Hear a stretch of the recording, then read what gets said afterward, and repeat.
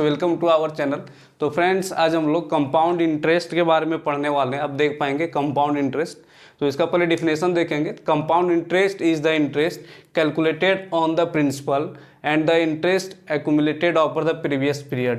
यानी जो compound interest होता है ये तो प्रिंसिपल पे लगता ही लगता है, इसके साथ जो प्रीवियस ईयर का इंटरेस्ट होता है उस पर भी इंटरेस्ट जोड़ता है, उसी को हम लोग बोलते हैं कंपाउंड इंटरेस्ट। तो हम लोग आज इसी को पढ़ने वाले हैं। बहुत ही इंटरेस्टिंग चैप्टर है, आगे आप देखते रहें, बहुत ही मज़ा आने वाला है। तो आगे आप देख पाएंगे कंपाउंड इंटरेस्ट जो होता है इसको शॉर्ट में हम लोग बोलेंगे CI। तो इसका जो CI निकालने का तरीका होगा, तो इसमें हम लोग अमाउंट में से क्या करेंगे, प्रिंसिपल को माइनस करेंगे। ये इसका फॉर्मूला होता है, CI is equal to amount minus principal. अब यहाँ पे देख पाएंगे ये फॉर अमाउंट हो गया, ये प्रिंसिपल हो गया, और ये तो पता ही ये कंपाउंड इंटरेस्ट है, कंपाउंड इंटरेस्ट।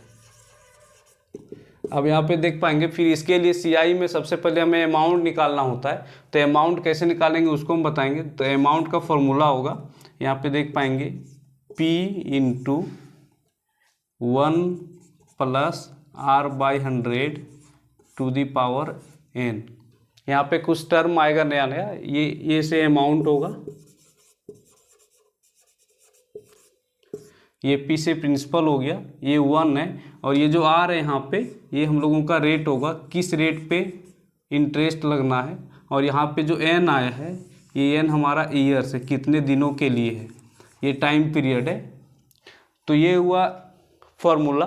तो CI निकालने के लिए सबसे पहले हम लोग अमाउंट को निकालेंगे, और अमाउंट इज इक्वल टू होता है, देख पाएंगे P इंटू 1 प्लस R/100, और यहाँ पावर होल पावर n है, ये टाइम पीरियड होगा। लेकिन ये पर एनम के लिए जब ईयरली निकालने बोलेगा उसका है। तो आगे हम क्वेश्चन बनाएंगे तो वहाँ पे 3-4 चीज़ें आएंगी, उसको हम बताएंगे।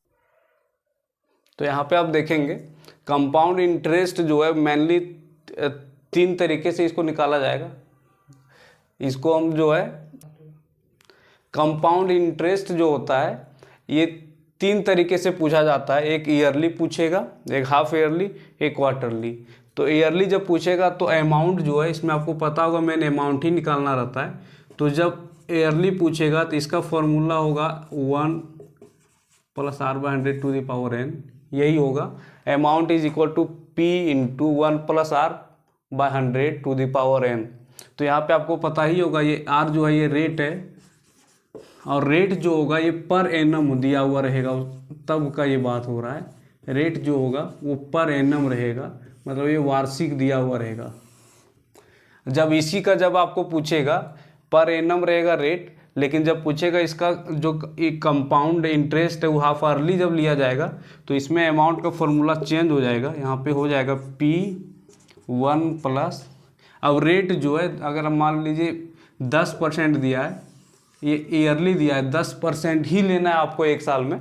लेकिन जब हाफ अर्ली पूछेगा तो ये रेट जो ये 2 पार्ट में डिवाइड हो जाएगा, मानिए ये 5% हो जाएगा। उसी का फॉर्मूला यहाँ पे होगा 1 प्लस, अब रेट जो है यहाँ पे आधा हो जाएगा एंड 100, और ईयर भी देखेंगे तो हाफ अर्ली हो जाएगा, यानी एक साल में हाफ अर्ली कितना 6 मंथ का होगा, तो यानी 2 से गुना हो जाएगा ये, तो ये यहाँ पे 2n हो जाएगा।